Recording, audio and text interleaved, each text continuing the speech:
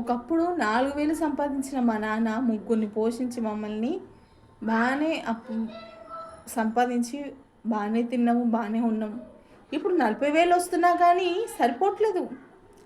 నెలాఖరు వచ్చేసరికి EMI burdens వస్తున్నాయి, కరెంటు బిల్ కట్టాలి, సరుకుల రేట్లు పెరిగిపోయినాయి, పిల్లలు ఏదైనా చేర్చాలంటే ట్యూషన్ కన్నా చేర్చాలంటే అడ్వాన్స్ ఇవ్వమంటారు. అరే అడ్వాన్స్లు ఎందుకయ్యా, ఇప్పుడే చదివించిన 1 మంత్ తర్వాత తీసుకోండి డబ్బులు. లేదు మీరు మానిపిస్తారని మేడం అని అంటారు. ఇక్కడ బతికేడుంది నాకు అర్థమైతే నిజంగా చెప్పనా, జనాలు డబ్బుల కోసం మొక్కుతురు కానీ సంతోషం కోసం కాదు, హ్యాపీనెస్ కోసం కాదు. ఇంత డబ్బుల ఉరుకులాటనే ఉంది కానీ ప్రశాంతంగా ఏ రోజైనా ఉంటుర్రా?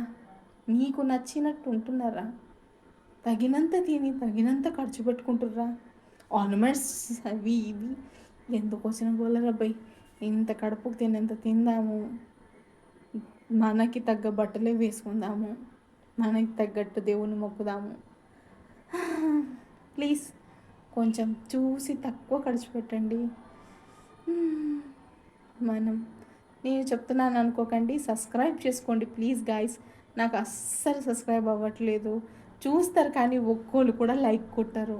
ఎందుకు నా మాటలు నచ్చట్లేదో తెలీదు నాకు, కానీ ప్లీజ్ లైక్ కొట్టండి, నచ్చితేనే లైక్ కొట్టండి ప్లీజ్.